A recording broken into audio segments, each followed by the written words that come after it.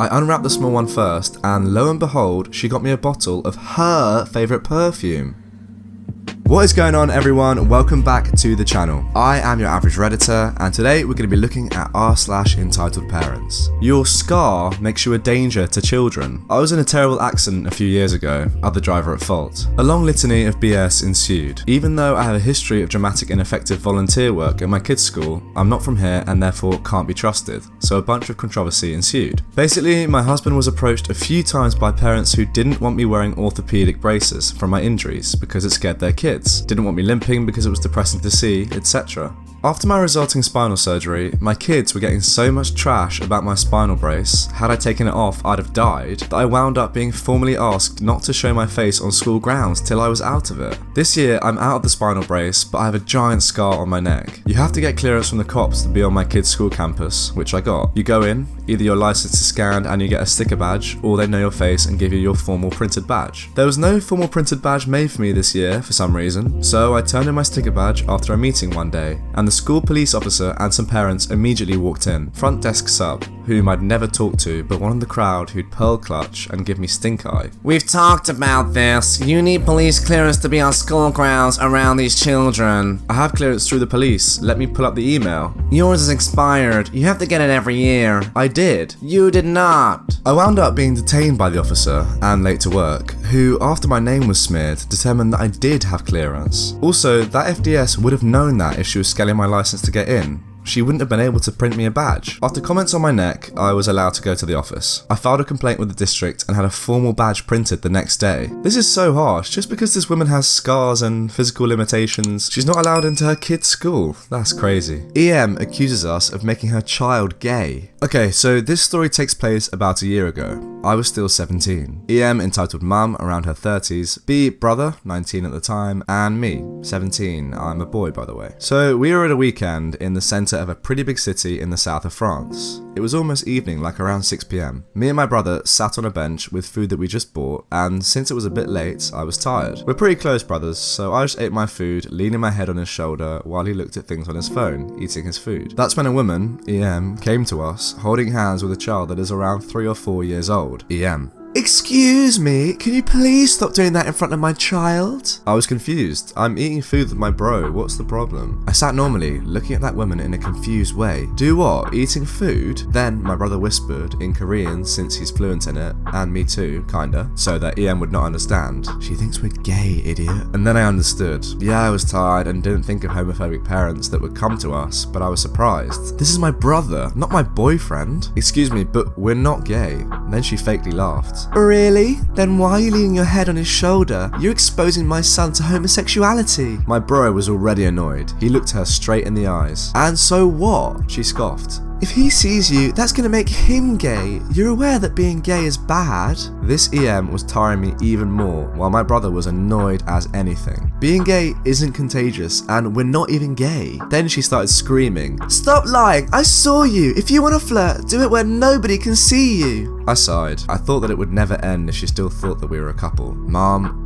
we're brothers. Then her face turned into a disgusted-like face while she continued screaming at us. You guys are in a relationship, being brothers? How disgusting. Are you from the north? Oh my god, is this woman serious? People coming from the north of France are supposed to be like incestual for other Frenchies. It's just a cliche, by the way. Then my brother stood up. He works out, so he's pretty muscular, and although I'm taller than him, he's a tall man. He raised his voice but didn't scream. Instead of teaching your child how to be racist and homophobic, you should care about your ass and learn to be educated. Then she stopped screaming at us, but still she didn't go. Instead, she started talking to my bro in informal language. You should know how to respect adults. Go back to your mummy and stop bothering others. My bro was on his nerves. He raised his voice again and responded in informal language too. I'm an adult too, and the one who's bothering is you. If you don't go away, we're calling the police. She was pretty stunned at this point, then her kid started to tap her thighs. He was whining for his mother to stop arguing, and I think the little boy just wanted to go home. Finally, she left, saying angrily that she would remember us. Once she left, my brother sighed and sat heavily on the bench I was still sitting on, with a little finally. We just packed our things and went back home because we were tired, and then my story ends here. What an entitled woman. There are so many things that are wrong with her mindset here. Firstly, being gay is not wrong. Secondly, brothers are allowed to show affection to to each other. And third, mind your own business. You're in a public place. Mum sneaks onto summer camp at night to kidnap her whiny kid. I used to work at a summer camp in Northern Ontario from the time I was 16 to the time I was 25. So I have many stories about parents like this. Me, my evil twin, EM entitled Mum, WK whiny kid. So this happened in my first year and I was pretty new to counselling. I had a kid who was always homesick and would cry 4 or 5 times a day. I talked to his dad about it and he said that the kid's mum babied him and dad was trying to toughen him up a bit. He told me that unless anything was serious to just ignore it. So for the first 4 days I tried to help the kid, but he obviously didn't want to participate and would cry whenever someone tried to talk with him. I let him sit out and then he would participate a little. When we were approaching the first weekend, I realised that my cell was missing. I thought maybe I'd misplaced it and went to bed. I woke up to banging on the door. The kids were freaking out. I walked over and opened it to see a 40-year-old Karen with wild eyes. Where is he? Who?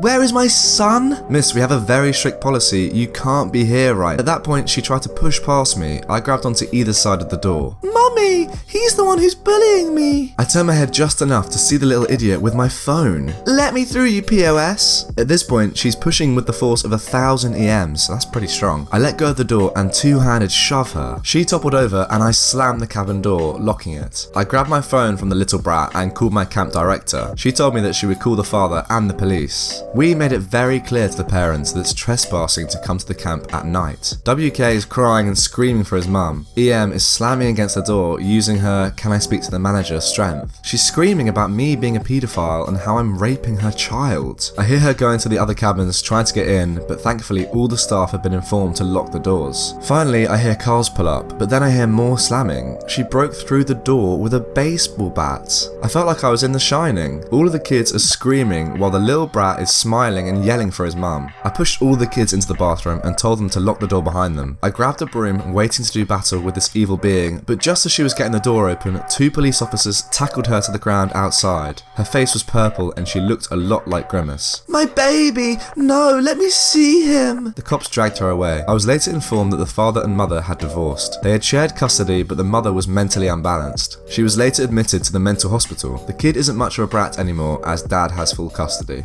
EM buys herself presents for my birthday. Sadly in this story, the EM is my mother. This was years ago, but I still remember it because I still cannot understand her logic behind it. Anyways, my birthday party rolls around and it was time to open presents. Me being my antisocial self, just wanted to get this party over with. I opened presents from my favourite auntie. My mum is Filipino, all her friends were called auntie or uncle. She had got me some books on witchcraft history and on the occult, because she knew I was really into learning about that kind of stuff back then. Got the normal presents I suppose from my uncles and aunties, $20 here and there. Once I was done with what was on the table, I said thank you to every single person. I was trying to escape back to the garage with my dad. I was stopped by my mother as I went to leave, saying I didn't open the presents from her yet. I sighed, thinking she bought me another really girly thing to wear. She hated the way I dressed, because I normally wore a lot of black. Still do actually. I sit down on the couch as she hands me 3 boxes. 1 small box and 2 medium boxes. I unwrapped the small one first, and lo and behold, she got me a bottle of her favourite perfume. I look at her like, what the F? Well, if you don't like it, then I'll just keep it. Rolls her eyes, then complains to her friend in Tagalog about how hard it is to please me. I unwrap the second present. It's new Nikes that are too big for me, but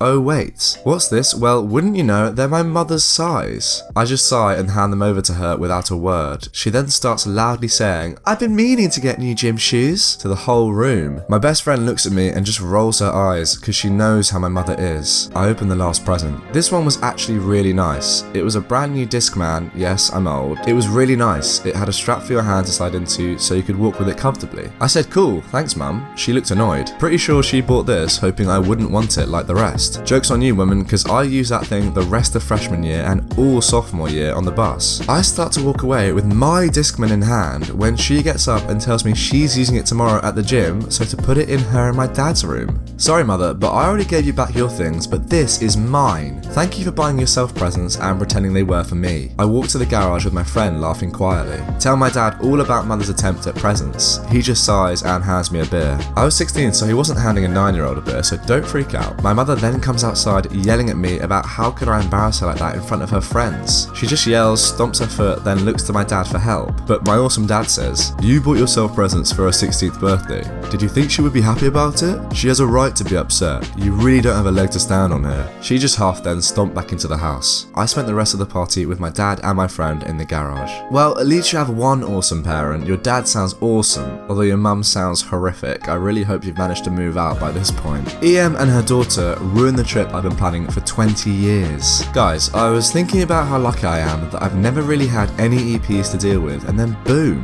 my brain was like, hang on, remember Karen? Without trying to identify her, this woman's name was literally Karen, and oh boy, she certainly showed her true colours. A little backstory. From the first time I saw Hocus Pocus as a wee 7-year-old back in the 90s, I've wanted to visit Salem. I'm obsessed with autumn and Halloween, but being English, it was never a huge thing growing up. My parents always tried their best to make Halloween special though, and I've grown up to throw a party every year. I've never found anyone willing/able to take my dream trip to the States in October with me though. Enter entitled daughter ED. ED was a work colleague and we hit it off straight away. Long story short, we discovered that we both wanted to visit Boston and Salem, then Maine, so we booked it. Finally, I get to live out my dream. Enter EM. For some reason, ED wanted her mother to come with us. ED was 23 at the time and I was 28, but you know, fair enough. 3 people is more fun. I was so wrong. They ignored me almost the entire trip unless they wanted something.